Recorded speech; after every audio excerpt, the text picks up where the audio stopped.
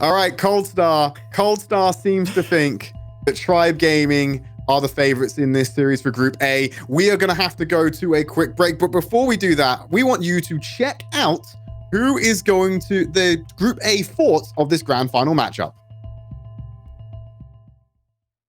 I think we're really happy with how the tournament's gone. Making it all the way to the final, only dropping a single game, is a really good feeling for us. I think our preparation has gone really well in the main event. They're just like going straight in on this dragon. Yeah. I think their team is very talented. So does it, I mean, I wouldn't say I'm necessarily, it doesn't seem right to say I'm surprised they made it this far, but beating teams like Game Lord, I think, is a huge win for them.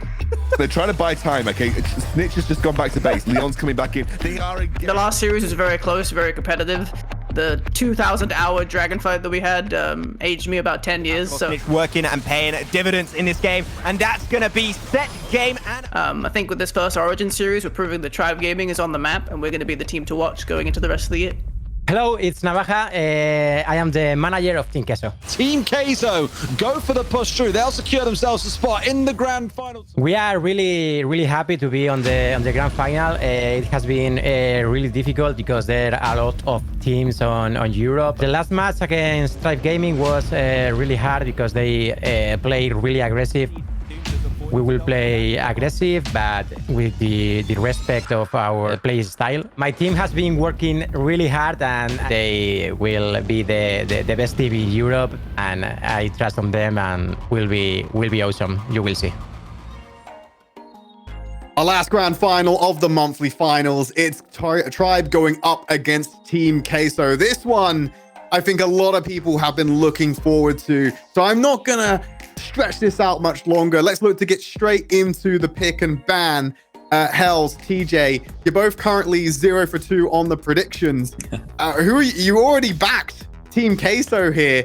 Please tell me that you're gonna prove Cold Star wrong and at least get one victory here in your Preds. Well, let's hope we will. I mean, honestly, all I'm seeing right now is Andre versus Doom. It just depends on which jungler is playing better, and I hope I'll get this one right. Okay. So I won't be 0-3. It would be quite embarrassing, but yeah. I at least have an excuse. I'm biased. Okay. The Team Queso team, the Trovo Nova team played in previous titles I cast. I hung out with them at LANs. So, you know, I have that excuse of just being a hack who's biased. I don't know what you're doing, Hells. You've got nothing. So about these bans, I find them very interesting. You can see immediately that Tribe is banning off the Garen, which is very interesting because Leon doesn't play those tanks. And the tank that's the utmost broken tank in the game right now is definitely Garen. You know, Leon can play every single champion in the Baron lane, except for these tanks. He might be able to play it, he just doesn't do it. It doesn't fit his playstyle. And I know that was something that got discussed kind of in the analytical community because Leon steps away from those tanks. That removes one of the potential strengths of Tribe, occasionally costs them. So I would be very curious to see if that changes. We do get Tribe getting Camille early. I do want to reiterate something that Cold Star talked about earlier. This is a flex pick as well as a power pick. It's good in a lot of roles, and that flexibility outweighs its power in those roles, even if it's a little suboptimal in some of them. Ooh, Camille pick. And Queso cannot do anything with this pick. They have no idea what's going to happen with the Camille pick. Leon can play it, Doom can play it, anyone can play it. And just a very nice setup for Tribe Gaming right now because they're now able to actually counterpick the Fiora and the Lee Sin if they want to. Yeah, that's exactly what I was going to say here, Hells, is that like they've now shown their hand. You know that you've got the Fiora in the Baron lane, and Camille, well, that can be flexed anywhere and you could get a favorable matchup here.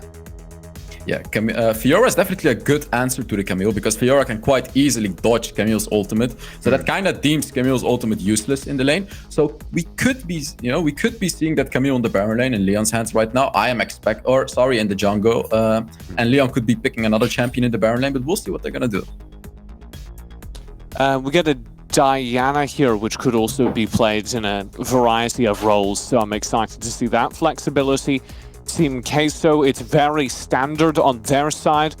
I would actually kind of be psyched to see this draft pivot into late game. Play a 1-4. This is something I was talking to Memorized, who is the support player over on Queso, and he was saying that one of the things they were really enjoying right now was a 1-4. Put a lot of the emphasis on Ibu. Give him the hard carry in this Xayah, which does tend to spike in the late game, leave the Fiora in a side lane to do their own thing, rely on the Lee Sin to get you to that late game. I think that would work for Team Kai'Sa. I mean, at least I like the Lee Sin pick, because Lee Sin is one of the best answers to the Camille, of course, because Lee Sin can just push out the Camille out of her ultimate. And Xin Zhao from Tribe Gaming, they have been picking Xin Zhao in almost every single game. And honestly, I don't feel like it's very, very strong. But Doom is just able to completely demolish with that Xin Zhao pick. And the thing is, they cannot ban it, because Doom is just going to pick anything else and still steamroll the enemies.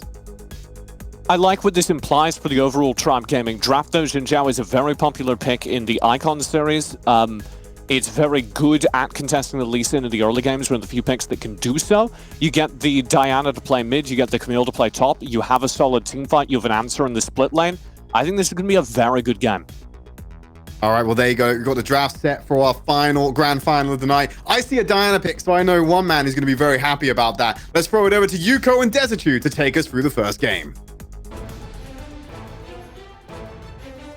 You know what? Seeing that Diana pick, I immediately thought that you will be happy with this game. So, prediction so far, since before we jump into the game. I'm a filthy Diana one trick all the way up to Master. I ain't even gonna lie about it. I'm dead happy to see it getting picked up by Snitch. But Ahri is such a rough lane for the Diana at the best of times. You see Ahri pretty much permabanned away, even when teams don't play it, because she can be that obnoxious. So as excited as I was about the Diana, I'm slightly nervous about the impact that Ruse is gonna have in the mid game. Actually, yeah, and to actually add on what you said about Ahri and Diana. See, this is the power that Ahri has in the early game. Diana, towards the early game, she does not have that much burst, but I want to also add on something that the panelists said earlier on. Fiora, against this Camille, they say that Camille is going to be a good pick against Fiora since she can just lock her in. In retrospect, I personally don't like being locked in with my enemy, especially that's gonna be Fiora. You also have the weak points. She can dish out so much damage in the early parts of the game. But so far, it is gonna be a pretty standard early start for these two teams. And looking now at the Dragon Lane, that is just gonna be Xayah alongside Braum. Just few love taps here and there, but no one is actually committing into anything just yet. It's just one of those things in the top lane where it's like, I'm not stuck in here with you. You're stuck in here with me. It's the absolute epitome of that in the top side. You know, back on League PC, we always used to say this was a skill matchup. Both champions incredibly impactful. It depends on how it plays out between the individual players and how capable they are, not just on the individual champion, but also the knowledge of the matchup they're into. And between these two, Leon and Acolyte, you'd expect they've got a whole bucket load of knowledge between the two of them. Absolutely no doubt about that. But look at this here, the Xin going for the invade inside of the red jungle as well, as they kind of trade buffs side for side. Lee Sin doing the same on the other side, but he might get caught out here. Doom, got to be really careful. Ooh, that is going to be a jump in coming in from the side of course, Tribe, but he was able to just go to safety. But again, that is just going to be Xayah and Braum being very quiet, being very conservative in the earlier parts. However, Andre, can I just say that this guy on Lee Sin is just a beast. That is going to be a jump in, but let's see if he will actually try to do anything about it. He does not use his flash, but at the very least, he was able to force Diana to go with the recall and go back and get the health that she lost. Yeah, sometimes it's the small things here. It was dodging away from the charm coming out of Ruse. If that connected, I can guarantee you, you'd have seen the Ignite coming down. You'd have had Andre on top of, well, he would have been absolutely burnt out and melted in no time at all. But here, actually, because the Xin had that early contest coming through from bot lane, despite the support from the Diana, didn't manage to finish off the blue. So, in fact, it's going to be all three buffs coming across for the Lee Sin here. Might set Doom behind ever so slightly, but with the ults now coming online, both of them should be looking for those big impact ganks. And I'm still waiting for that to actually happen. Maybe once Decent goes back, he is just going to get a few items in. Maybe we'll be seeing more of that. But going back into the mid lane, that is just going to be the Orb of Deception being thrown out by Ahri. Now you have Braum just there at the side. Glacial Fissure is not yet available, but I think he is just going to try and get as much vision as they can. Looking back here, the Baron lane is going to be a certain gang that's going to has ultimately be popular as well. And you have Xin Zhao with the follow-up, but that is going to be Fiora being able to survey her way out of that skirmish. But now you have Andre. I thought he was actually gonna jump in. He does not have the kick and he doesn't have the flash, but he still tried to jump in. Now you have Ahri alongside. She does have the charm, but you have the Foxfire being popped, but was not able to steal or even secure a kill. A lot of resources being used by Team Queso right here. Yeah, I wasn't too sure about that Spirit Rush coming out at the very end. It was one of the ones that you look at and think, are you really going to commit that deep here, not knowing exactly where everyone else is? And unfortunately, that is the ult down in this case. So Snitch, although the flash is still available for the Ari, could be looking for the ult here or some kind of play into the mid lane. And just to touch on this Camille again, we heard Cold in the interview saying, in team fights, not really got a ton of CC or utility, but the catch potential to get the game rolling in the first place is where the Camille really shines. And yes, not as a jungler here, is playing as the top side, so with a bit more gold on side, guarantee that she'll still be melting faces come team fight time. Now Dragon is up, and you can already see Tribe having first dibs on this Dragon, but now Andre is still going to be the very scary ghost there at the side, but let's be a jump, a Umbrella being popped, let's be the Glacial Freezer being popped there as well, but blue team was able to get that bounty Dragon, and now they want to go all in first, but going over to Diana, that is going to be a double kill. In fact, Saya does get bursted down, and Andre was actually the first one to fall down. No kick, no Feather Storm, and that is going to be Tribe just asserting dominance earlier in this game. We spoke about Ruiz not having the Spirit Rush online either was going to be a bit of a kicker for them. He was barely present in that fight, and here comes the isolation again.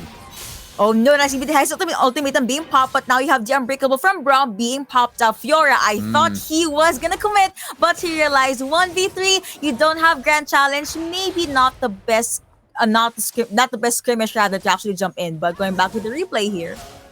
Yeah, absolutely. Take a look over it again here. It's more about the Lee trying to be in the front line to go for a steal. Never really ideal when you're sat with damage items on side. You're not a tank. You're not going to be able to sustain too much damage. And he got melted down with the second kill coming through a couple of seconds later. Good start by Tribe, because with Leon playing on this Camille, keep on speaking about it. That catch potential earlier on is basically to guarantee you a first couple of kills. It is starting to rack up. The one that's the second to go denied away because of the Braum and the Fiora's ability in preventing both damage and CC coming through. But still a small advantage being built here with about a 1k gold lead currently sitting with Tribe.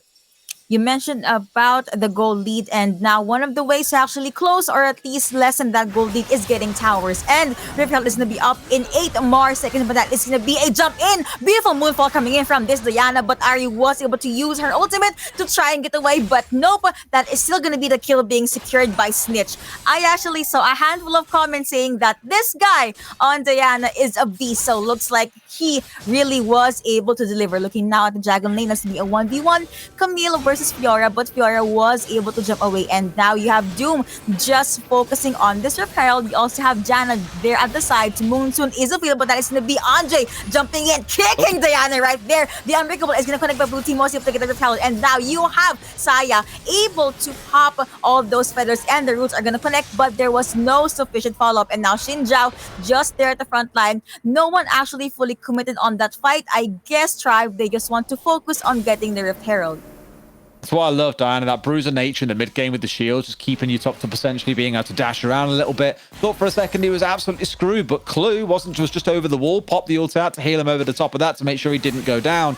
You get a nice replay here. A lot of pros always short charge the ultimate as well. It's just not worth giving the enemy lane a time to go for a full recharge and then dash away, flash away, whatever. Use it for the small slow, get them a little bit closer, and then go for the burn off the back of it. This is a really scary time because Snitch is starting to scale quite nicely here. He's 3-0, nearly 2k gold in the lead. Normally prefer seeing something like a death cap coming out as a second item, but by the looks of it here, he's favoring a little bit of move speed with the Mert Treads on side. Also got himself towards the Aether Wisp, but no doubt thinking about trying to go on the Ari again. Look how scary he is. He's flashing away and everything. Yup, really committing a lot of resources just to make sure that they will not be able to reach it, but as CBD Glacial Fisher being popped there as well, and Andre was able to finish off that kill. On top of that, they were able to get the first Baron lane turret. That is going to be the first turret being secured by Team Queso, and now Rip Herald has been summoned at the mid lane. Braum is going to go with the recall, Saya going back as well. Rip Herald already down, but at the very least, they were able to get a significant amount of damage onto this mid lane turret. And you can see how the lack of a tank on Tribe is being offset here by the Gargoyle just being picked up by Leon in the top lane. So he knows that he's going deep, and he knows that once he's unloaded his first combo, ulting someone, W layered on top, having the Q off the back of it to the second charge especially, doing quite a hefty chunk of damage, you can pop that Gargoyle, get the 110% bonus health boost for 4 seconds. Yes, you do 60% less damage, but at that point, with your abilities on cooldown, you're not going to be too worried. You just want to be the front laner. A little bit of a replay on the top side there as well. Makes no surprise to me when you see a play being made elsewhere for mid tower that you make a play elsewhere on the map. The two teams exchanging blows, and here comes the engage. Hexic ultimate being proper right there, and now you have the other members of Tribe going in with the follow-up, and that's the Ari being the first one to actually get bursted down. No charms for you, good sir. 20 seconds of no control just after getting that kill. Tribe, they are now very comfortable and very confident to actually get this dragon, and looks like Team Queso will not be able to go with the contest. Instead, looking at the Baron lane, you have Fiora is just gonna commit onto that split push, will be able to clear up the wave. You also have Andre just there at the neutral jungle side for Tribe. They could try and get this. Ultimates are available, but here comes Janna able to go with the shield, and now you have Doom that is going to be a jump in, and will the damage be enough to be low because Andre was able to kick his way out of there. Saya decides to join the party, but she is going to try and be very careful about his moves and being popped there as well, and now you have that first kill going over to Tribe.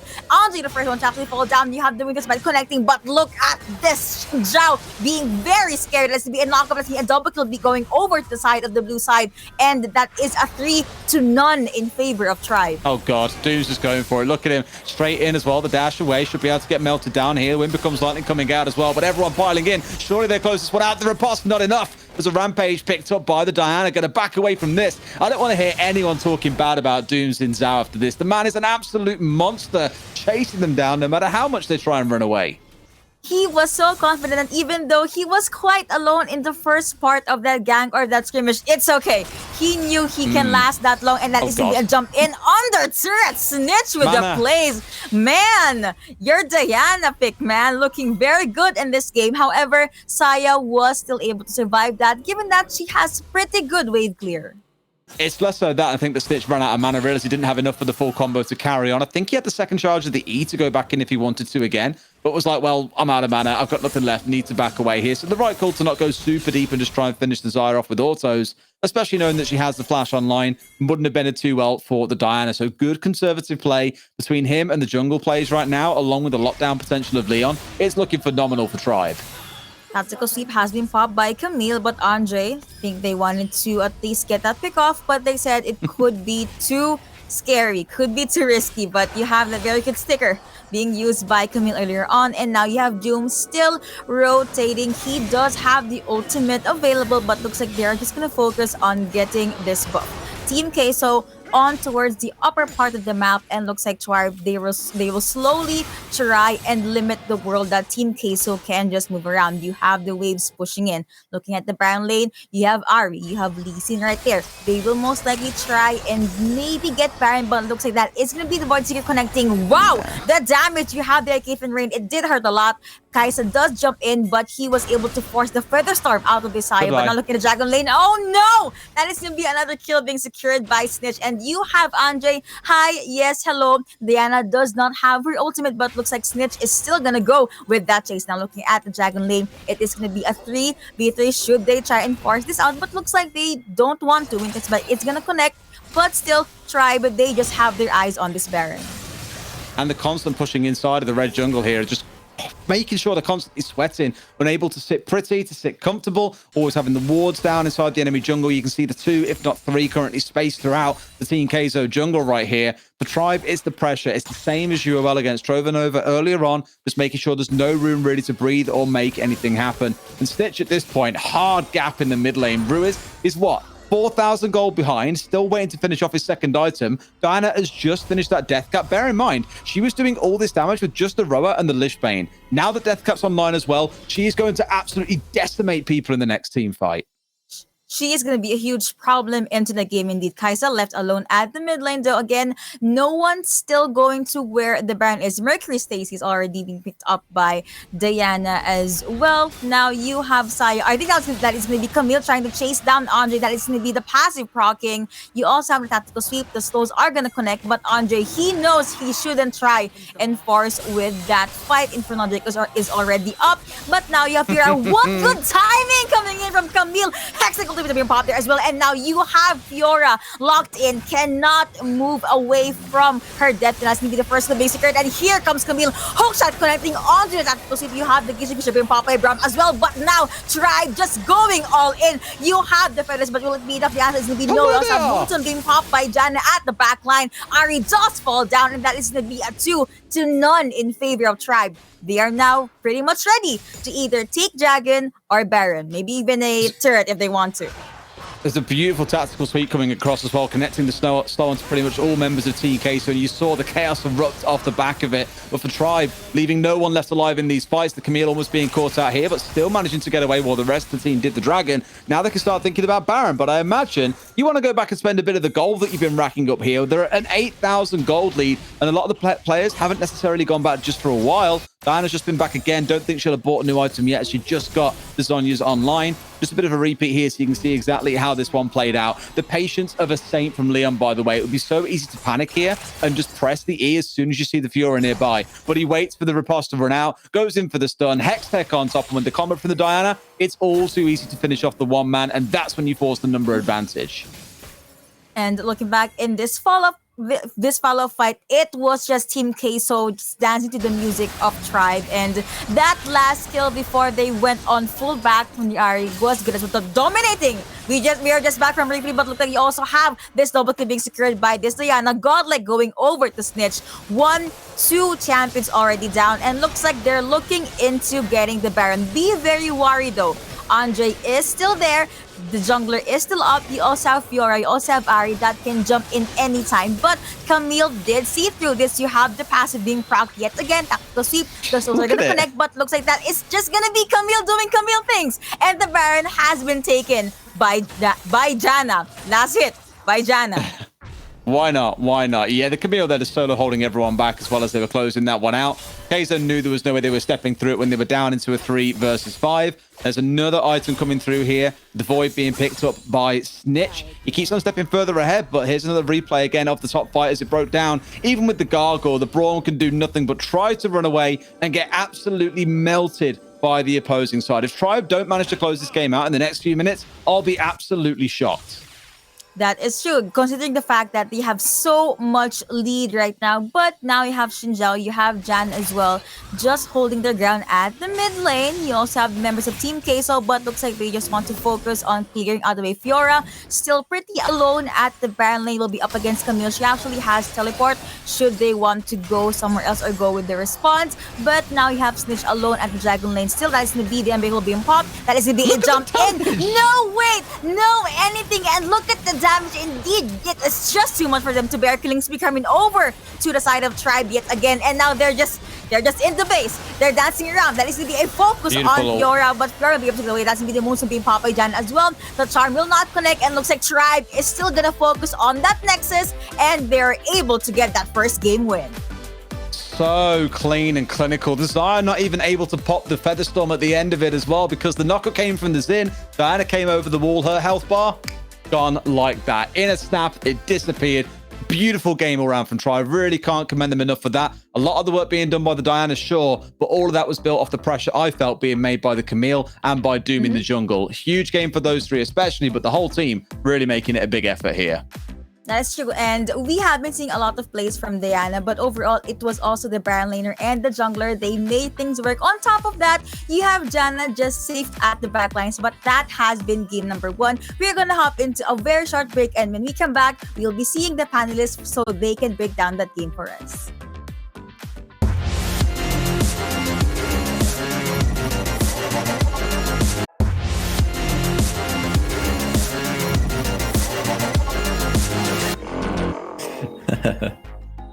Welcome back to the Origin series. We already have Tribe Gaming in the lead in our final grand final of the evening, and it just seemed like Tribe had a dominant control of that game. The macro was on point for them.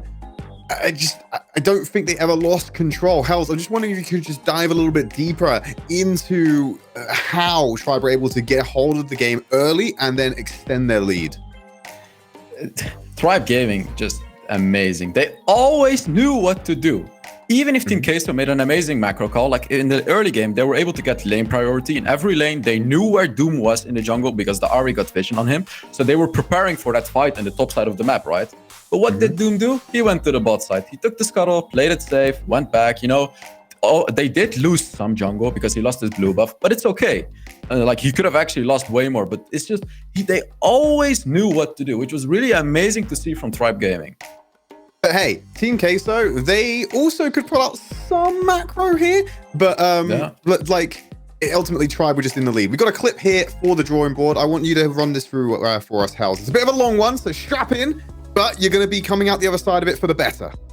Yeah, so I took this clip out because here actually Team Queso made a really good call. And the clip actually should have started a little earlier, which is Tribe Gaming used the Rift Herald here in the mid lane. Let's take a look here.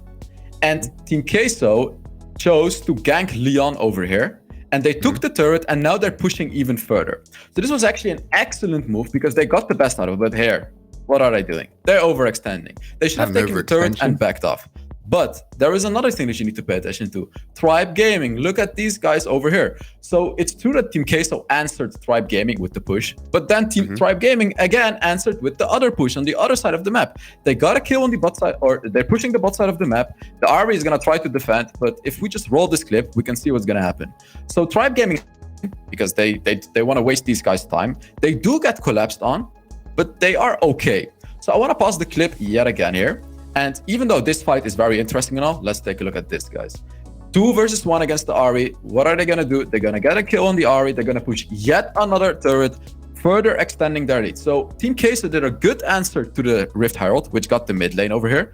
But guys, 2 turrets. This is what I'm saying. Team Queso is playing well, and but Tribe Gaming is just playing better macro-wise. And I wanted to point out something from that highlight as well. Thank you so much for bringing that through. But TJ, excuse my terrible pun, but I think people need to be clued up on the Janna pick that's coming for Tribe Gaming. So could you talk us through what the Janna is actually bringing to that team? And you saw a good example of it. It reset the fight and actually extended it longer for that macro play to come in. But what is the Janna really doing in this team composition? Yeah, she's really good at changing which way the winds are blowing in the middle of a team fight.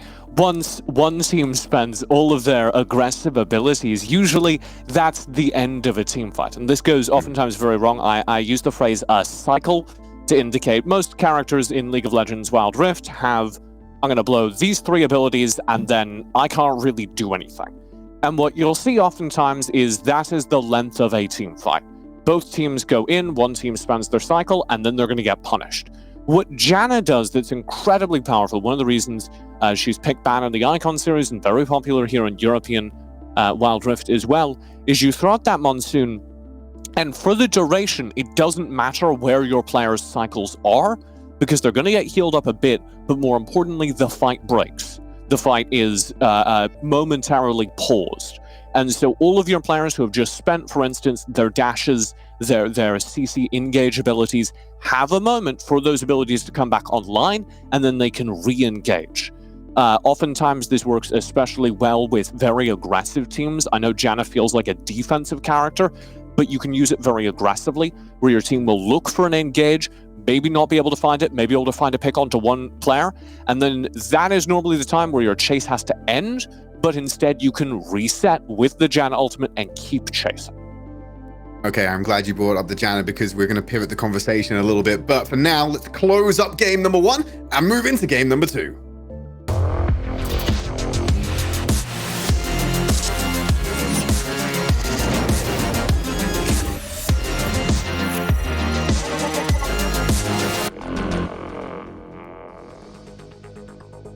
Match point for Tribe Gaming, and without further ado, we're going to jump into pick and ban as fast as we can. While we're doing that, TJ, one player you wanted to have a quick conversation about was Ruiz on the side of Team Queso, something to highlight about what they were doing in the past game.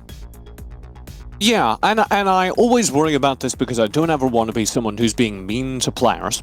And I think Ruiz has been a long-time veteran of mobile esports in Europe. That's why I feel comfortable doing this. They made some pretty bad errors towards the second half of that game. They started very strong, got some good vision for their team. As that game went on, Ruiz was off cycle. I just talked about ability cycles. The second Dragonflight of the game, Ruiz spends their ability cycle before the fight begins and can't contribute when Memorized ults in.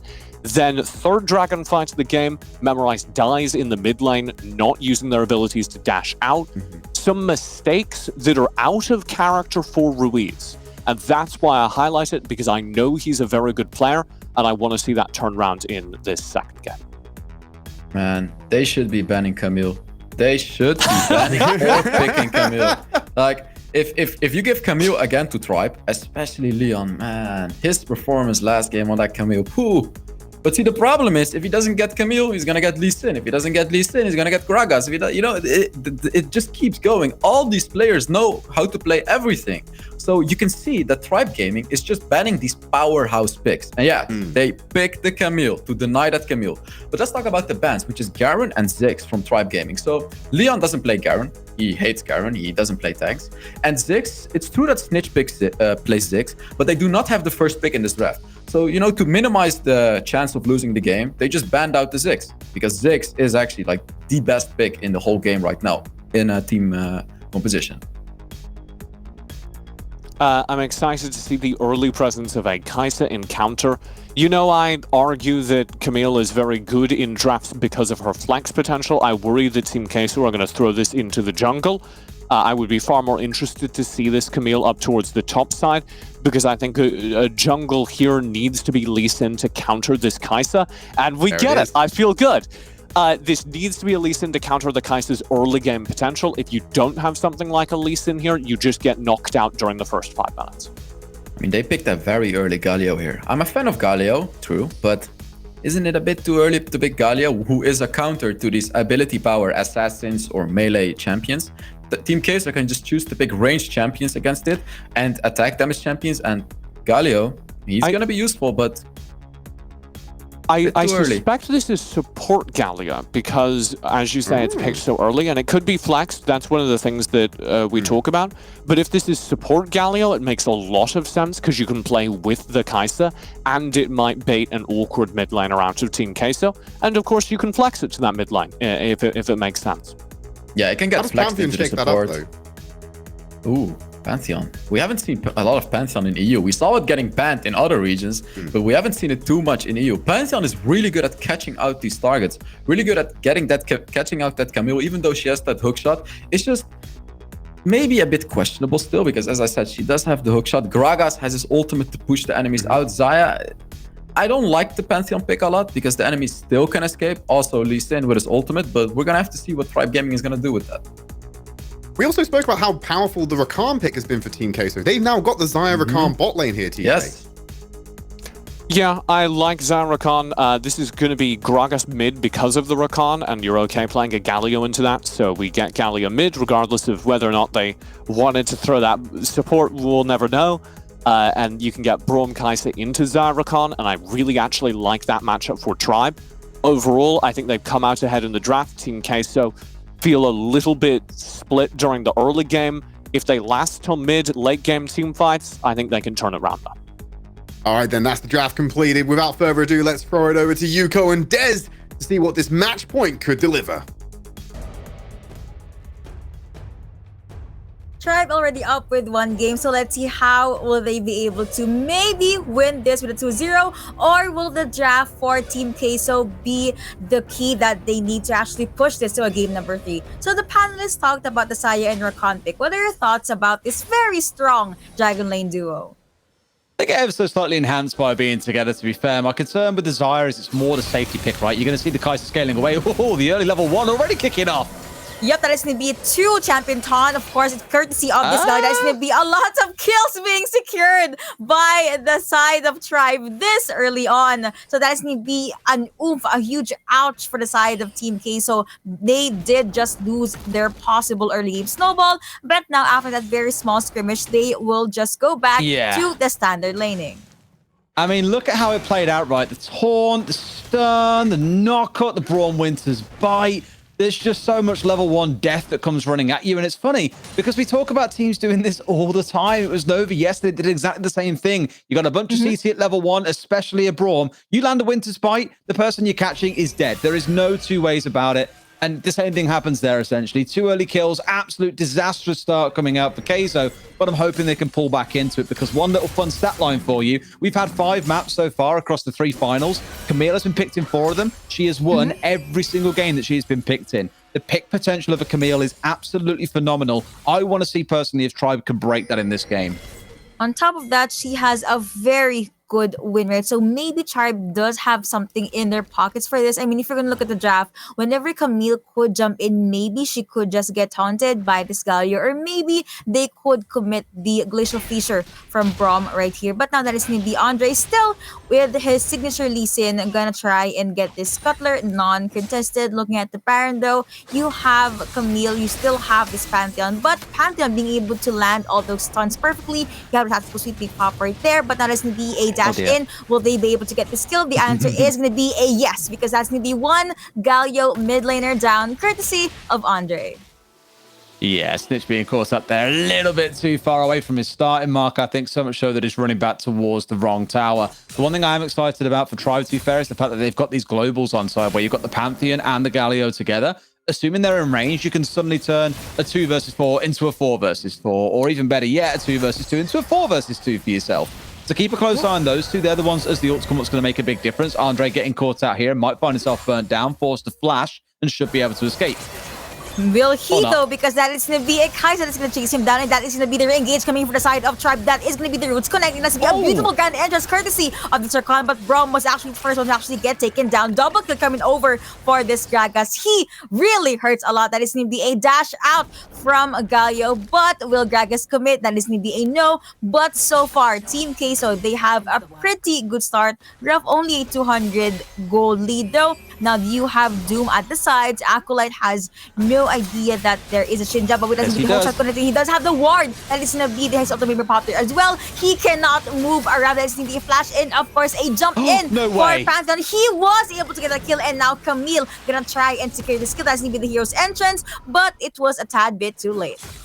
I was going to say it wasn't available on their fight on the bottom side there. He was still level 4, but here at level 5, they make it happen. Can they pile in with all of them low enough? They can still burn through him, even with the Rakan arriving too. Acolyte gets himself shut down. It's one of those horribly frustrating moments where you can see 2, 3 low health champions on the other team. You think, man, a couple of autos, they're dead. That's a double kill for me. So horrible to be constantly CC chain like that and able to get anything off it, but still that gold difference staying at about 1.5k. You're not going to be losing any sleep at this point. I think if you Tribe, you still got the lead, but Keizo keeping themselves right in the game. 16 seconds before the first dragon is going to be up. You have Saya. No Rakan just yet, but he is making his way down to this lane. Kai'Sa and Braum just constantly being able to pressure that lane. Absolutely. Well, starting things up again, top side. I've been replay sorry on the catch again, just to kind of give you an idea of how this one looked. For Doom, I thought, man, surely they chase him down and kill him here. And for Pantheon, I was like, beautiful. Bringing out the E, of course, blocks all damage from one direction. It ends with a nice flourish that does extra damage. And this is the moment where I thought for Acolyte, is like, man, I could definitely get something out of this. But no, taunted up, get the long range damage coming in from the Zin with the final charge coming out, completely melts through him. Really well balanced by the side of Tribe, and in comes the gauge from Memorized. Grand entrance will connect, but now at the mid lane though, 1v3, Camille says goodbye, was not able to respond even at the dragon lane. That is just a very good pickup and a good vision play for the side of Tribe, and now Gragas is just left to clear the waves, just a sponge being popped by Galio right there. Drake is alive, but no one is going there just yet. Akron can jump in with one good grand entrance, but you have the Unbreakable being used by Braum now. You have Doom there, just looking for his next target, but we also have Gragas ready to be a dash in, and it's going to be, will the taunt connect? The answer is going to be no, but Killing Spree coming over for the side of a Tribe. That is going to be a lot of lock-ins, double kill being secured by Shinja right here. Rampage in fact, and they are just going to go all in. Pantheon being able to secure that kill onto Lee Sin. No kicks, no jungler, 3-0 in favor of Tribe, and on top of that, they can get this dragon. You've been talking about the grand entrances being landing for Memorized. That was one of the best that he will land in this entire series, but ultimately completely impactless. Tribe, not so much miles and far ahead here, but they're doing enough damage when they catch on to someone that they can't even respond. Ruiz completely caught out with the taunt coming in from the Galio, piled on by Doom. And again, I'll say what I said in the last game. For those that are looking at the Zin and saying, bit of a strange pick, not really that strong. Doom is showing exactly why it can be so powerful. Just making sure that he's getting involved in the front line, protecting his team with the ultimate coming out after. And we spoke again about that grand entrance. Even when it comes out, there is just so much response coming back from Tribe. They aren't backing away. They aren't being scared. Look at it. Even Friend on the AD carry, basically, completely untouched. Pantheon popping that ultimate. You have the kites coming in for this Kaisa. That is going to be one dead Saya. ADC already down, and that just gives Tribe the go signal, the green light to take this Rift Herald. Hi, hello, says Kaisa for this Rakan, and that is going to be one fried chicken at the Baron lane, and still a non-contested Rift Herald that is going to be up, and maybe they can summon this in the mid lane or dragon lane in the latter part of the matches. But while there was auto skirmish there at the top part, you have Camille coming in with the split push. But Tribe, they really want to go with the trade. That's going to be the explosive cast being popped by Gragas just to make sure that no one will be able to come near this mid lane turret. Absolutely, another scrap going off there as well. The Camille being the one in the back line trying to go onto the Panther. Sure enough, they will find one, but it gets traded back. Nice in charm. comes the Grand Entrance once again. Doom having to back away, popping the Gargoyle and Jam, but in comes the Kaiser. Friend untouched, off to the side, can melt through one, can maybe find a second, makes it a double, but now they've got to face off against reinforcements. Friend being burned through here by Ibu and Ruiz. Can't find anything back onto it, and Doom, he may have stayed around a little bit too long and overstayed his own welcome. The duo on the side of Kaiser have done a lot of work here to get this fight back on side, but Doom should be able to walk away in one piece. Flash in, but he does not have the explosive cast. That is going to be a pretty late hero's entrance, but at least Galio was able to make sure his teammate is safe. Now Leandri is available for Gragas. This is the 7-minute mark, 7 and 14 on the scoreboard right now, with Tribe having a roughly 3k gold lead. So we could see that this Team Queso rather, they have very strong initiate with the Rakan charm. Problem is, Kaisa, whenever she jumps in with the cleanup, most of the time, Team Queso already exhausted their resources. So it makes me nervous, and for some junglers, like I completely get what Doom's done here, and everyone does it at some point, but that kind of standing on the edge of a team fight where it's like, do I go in, do I not, do I go in, do I not, and you're kind of hanging around waiting to see what the outcome is to know whether it's safe to go back in or not. He was lucky to get away alive because that could have been a big collapse coming back from Ruiz. We had the flash up, just couldn't quite get a body slam in place to lock him down to enable Ibu to get the next and closing kill. Now, the Gragas is looking pretty big, about 1,000 gold the lead here. One of the richest players in the game outside of the Xin Zhao, who's 4, 0, and 7.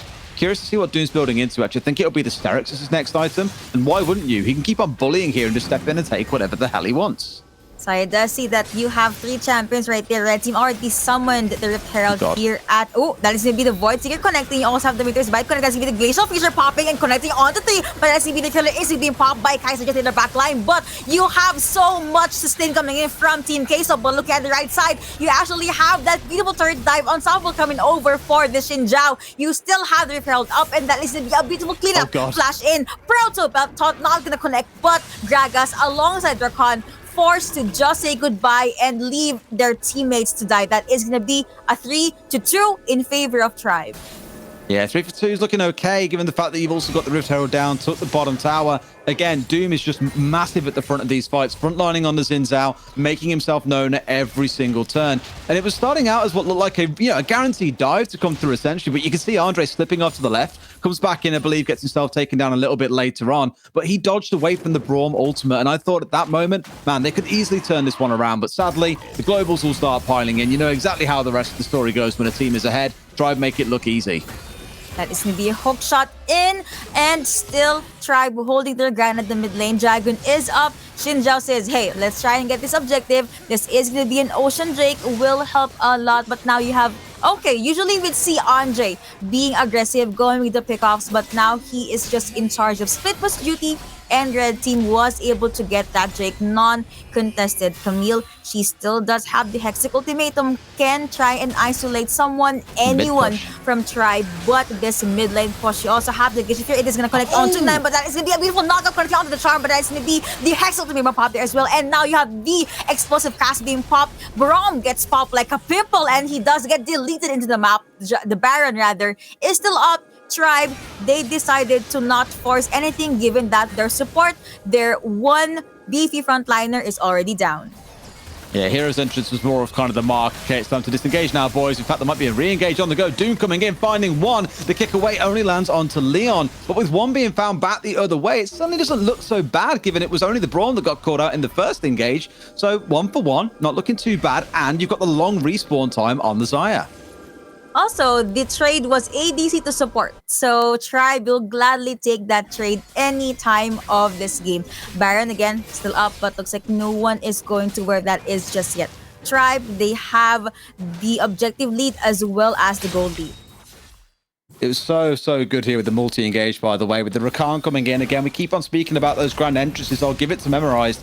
The team may be struggling, but he is landing some excellent knockups, and that one there was the one that really got the fight moving. You saw it comboed up before, with Ruiz landing a big one in return with his ultimate, the explosive cast coming through, distributing the team to the high winds and doing so much damage at the same time. But you need to see more of those combos coming out here for Team Keizo. Keep on fighting your way back in. Don't bleed members outside of fights like they did to lose the 1-for-1 to, saw Ibu going down off the back of it.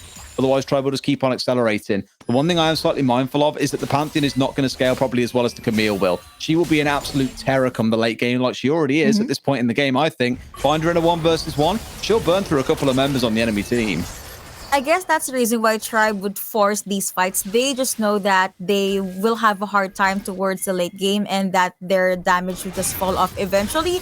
But now, you actually have B Camille popping in with the hook shot, but that's a beautiful stun being landed by Leon, and now you are forced to jump away from your Let's CB. That's ultimately pop there as well. She does get taunted, but looks like that is going to be enough for them to get that kill. Now, you have Kaisa clearing out the wave at the mid lane. That's going to be the Pantheon ultimate being popped, but no follow-up damage, no minion wave, so they could most likely go to where the Baron is. They can try and pick one more fight. They did get one, and now they're gonna go all in. Ultimate being popped. Legendary coming over for Xin Zhao. Saya was the first one to actually get taken down. Lee Sin rather does get bursted down as well. That is gonna be a 2-0 in favor of Tribe, and now they are in a very much more comfortable place to take this Baron. Personally, I think Team Keizo should contest, but looks like they won't.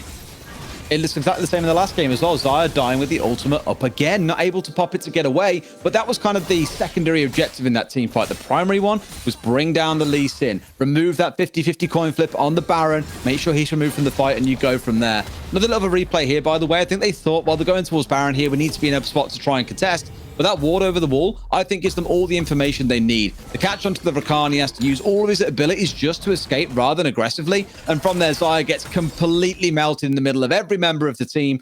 We already saw at level 1 how much damage the CC can do. This late in the game, now that they've got items stacking on top of it, it's absolutely terrifying. Look at the Xin again, 9, 0, and 9. That is arguably the only, and I didn't want to say a weakness because Doom is doing a great job, but the fact that those kills on say, the Pantheon or on the AD carry here, the ones who are really building full damage, they're the ones that it should ideally be on, but you're definitely not going to complain when your front line is this big. And here he goes again.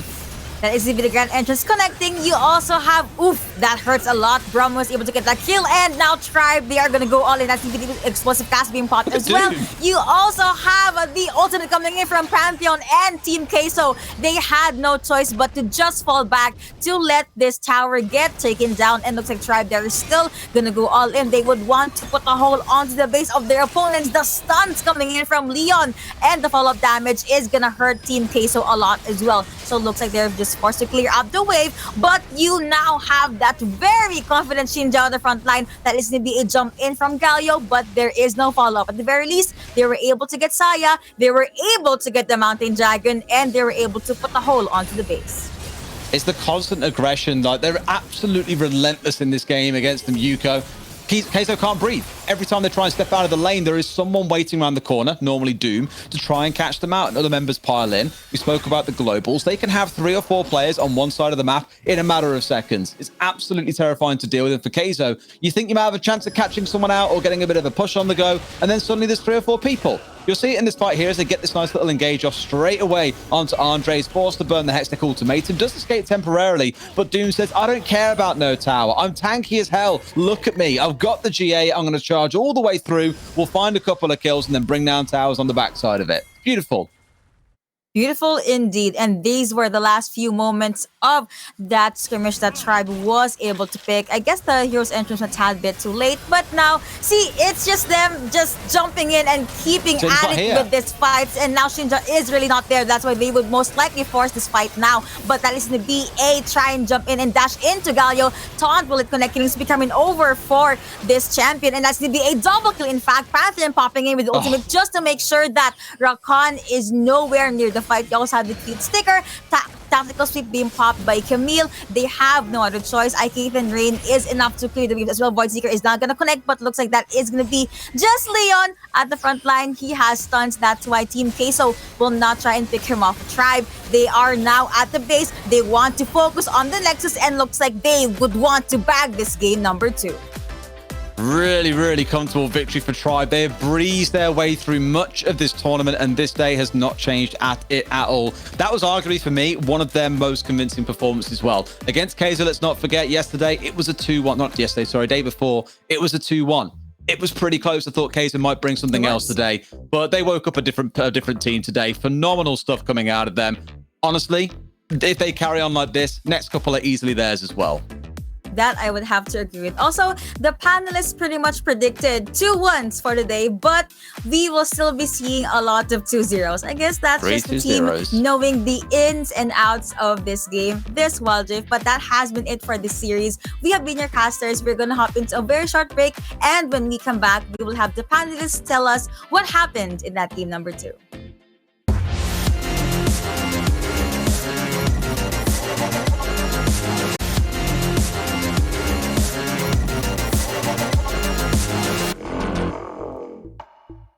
Guys, I'm going to get out of the way quite and quickly. Not a good day for the Preds on the desk, is it? Not a good day for the Preds at all. Not a single one right. Do you feel bad? I'll tell you what I got right, though. Throughout the day, Hells predicted a lot of 2-1s. Yeah, and okay. I will admit that we both agreed on the result, and we were both wrong about that. But I will submit to the jury that I predicted all 2-0s, and that's what we got. Okay, so you're partially right, but you're still massively wrong. All right, so let's just jump into arguably around more that wrong, game to be honest. After I got my little digs in, my little barbs. Okay, so level 1, Hells. We had some shenanigans. We gave a double kill over to Tribe. What is going on there? Let's pull the drawing board up, and not the drawing board. Sorry, I just want you to talk about that level 1 fight. We'll come to the drawing board in a bit. Why can this composition just go in so confidently for the level 1? So Tribe Gaming has the competition with Pantheon, Galio, and Braum.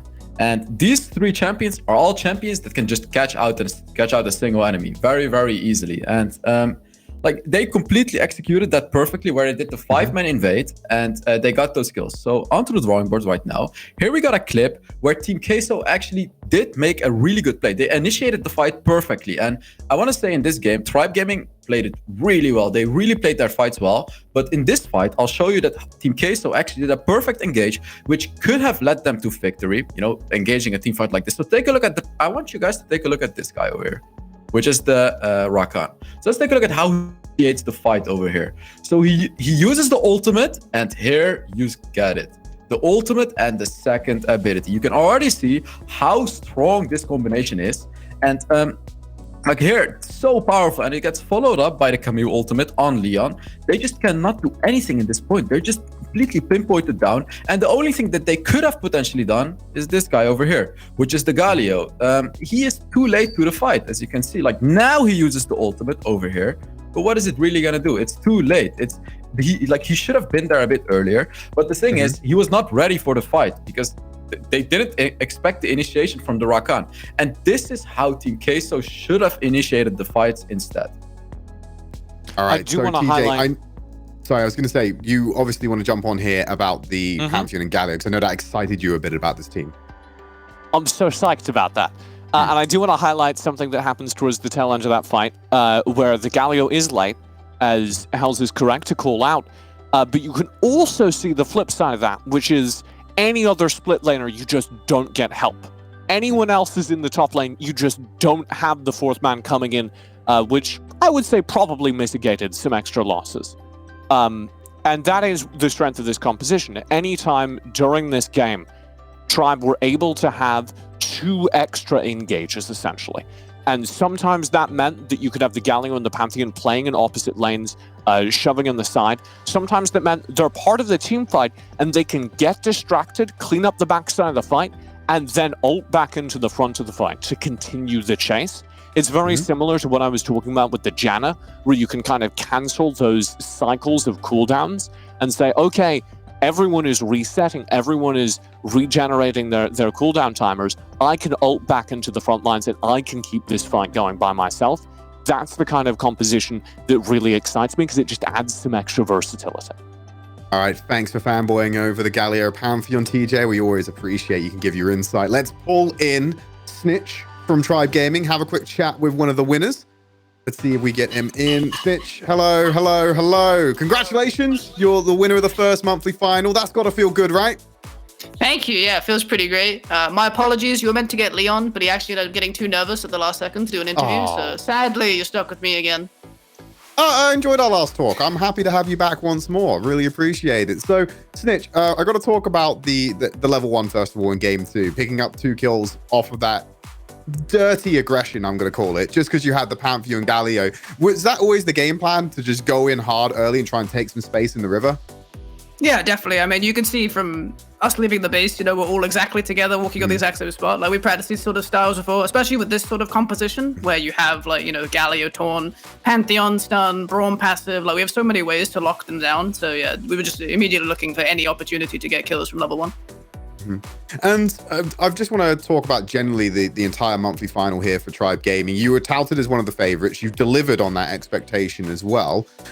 People were saying, hey, Team Queso might have been able to come back into this grand final. But your performance in the grand final seemed more dominant than in the upper bracket final. Was there anything that you guys worked on between the 2 matches, or anything you prepared specifically for Team Queso to produce that result today?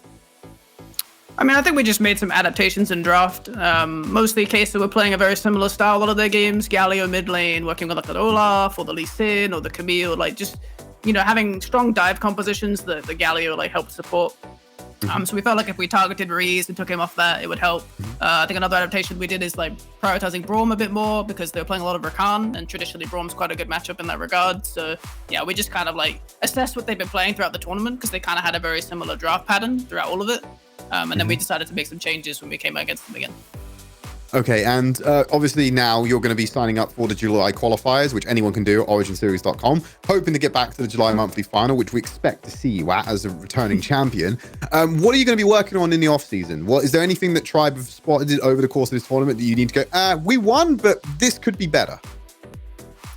I mean, honestly, I think for the most part, we're really happy with how the team is going. I mean, we're always looking to improve, when it comes to communication, it comes to drafting, it comes to champion pools. We're always pushing ourselves. But I think as a team, our fundamental strength is just that we're 5 very talented players. Everybody can play a plethora of champions. So our draft is always very diverse. We have a lot of different strategies we can use. I mean, Wild Rift is always an evolving game. There's patches every 2 weeks, so I think the main thing is just, keeping up with patch changes and just making sure that we're either with or ahead of the meta in some cases, and just carrying on playing how we've been doing. All right, and I'm going to give the platform over to you now to say any words you want to your team, fans, family, whatever you feel fitting. Just deliver a message to them. The stage is yours.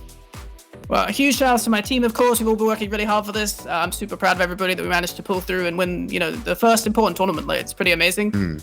Big shout out to Tribe Gaming, all of our sponsors. We appreciate all the support. They've been with us pretty much since day 1 of this roster. They've always been helping us, giving us resources, anything that we need to help improve as a team. And, shout out to all of our fans. I've got a lot of fans on my stream, I'm sure. I've seen a lot of my emotes in the chat today.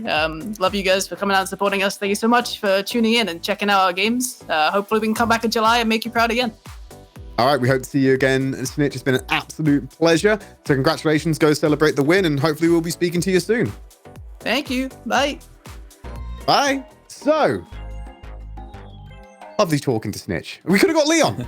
But apparently, I don't know how much of that is just team banter, or whether he genuinely didn't want to turn up. That's fine. I'm not going to dwell on it too much. But that's it. That is the first monthly final done. In the books, rubber stamped. We're going to have congratulations to our winners, Cut Esports. We have Unicorns of Love and Tribe Gaming as our first 3 grand final winners of the monthly finals. That's going to net them points, it's going to net them prize pool, and it's going to be keeping them all ready to the long game when we're looking towards that offline event later on this year. Hells, TJ, let's take a look back at the action today, because we're going to throw it all the way back and look at the Cut Esports victory as we start to roll our highlight package. And Cut Esports, this was an upset. We were expecting Sunlight Team to come out and win this one as convincingly or not. Sunlight Team were definitely listed as the favorites here, Hells. Oh yeah, but Cut Esports, beautiful rotations. It's their team played really well, but I also want to say that Sunlight Esports didn't do a good job at countering it, but definitely an upset. They did so well, and especially the jungler. Beautiful play from Cut Esports in that series. And we got any a thoughts on lot this of first series? really... We got a really good example of a lot of the compositions I love when we moved into this second series, especially because we get the Nami Zaya composition. We get the aggression from the Camille being used as utility. And basically everything UOL did is, apart from this, which looked a little sketchy, is exactly what you need to do to shut down a team like Trovo Nova, who want to get aggressive, want to get in your face, want to rely on their mechanical skill to outplay you. They banned away a lot of Poseidon's macro play, and then they carefully took apart the team fights. And then Hells as well. That last series we just saw where Tribe Gaming just proved why there was so much confidence in that roster when we were looking towards them coming into this tournament. They were marked as the favorites. They delivered on that expectation. Why are Tribe Gaming so good? I mean, just take a look at the players. Absolute class. Every single player on the roster is just so damn good. Like, they are top players by themselves already. If you put them in a solo queue squad, they can already carry themselves to top elo. And if you put them all together with a good team, good organization, everything, you get this. An absolutely dominating squad. Just beautiful, beautiful play from all of them. And we all were having that glimmer of hope for Team Queso to come back into this one. Team Queso unable to deliver to kind of expectations we saw. They still performed well. We saw glimmers of hope in the gameplay, but Tribe were just a cut above the rest when it came down to it. Let's go ahead and review the brackets for one last time. See the journey over the course of this monthly final. We're going to start with Group C, I believe, and we're going to pull that one up so you can take a quick look at the path to victory here. Cut Esports, the redemption, the revenge they gained here. They got knocked into the lower bracket. They came back swinging a 2-0 Sunlight team and put themselves on top for the first ever monthly final. Moving over to Group B, Unicorns of Love. Just dominance from them. They ran the upper bracket gauntlet, got themselves the victory convincingly against Trovo Nova. And then when we go to Group A, it's the exact same story. Tribe Gaming dominate the upper bracket. They get challenged by Team Queso, but then they put all the doubters to bed with a victory there.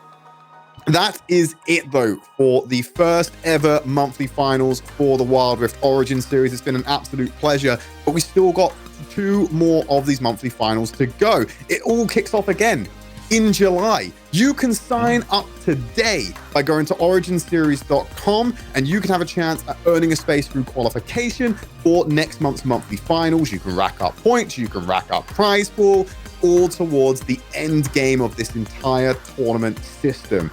TJ, looking ahead to July, what is going to excite you here? What are you looking forward to next month? Look, we were wrong a lot today.